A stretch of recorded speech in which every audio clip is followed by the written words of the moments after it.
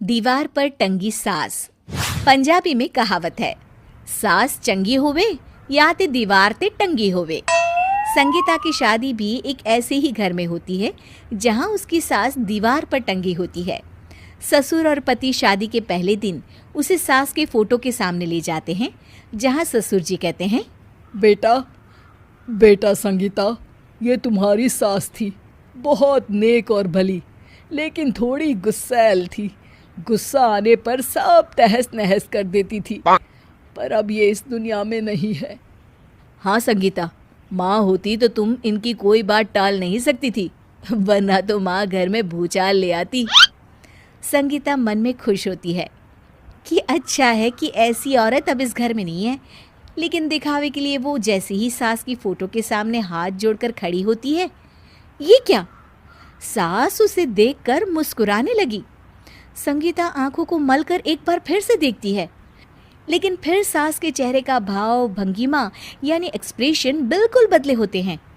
वो अपने पति और ससुर को कहती है, माँ की तस्वीर तो स्माइल कर रही है। ना ना बेटी, ये कैसे संभव है?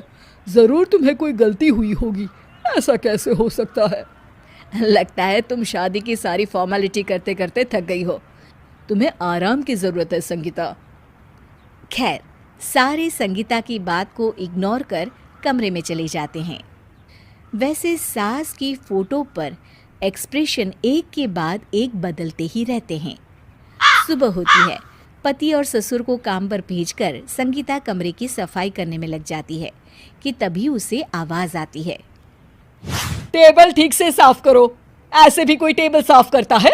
इससे अच्छा तो ये गंदा ही था।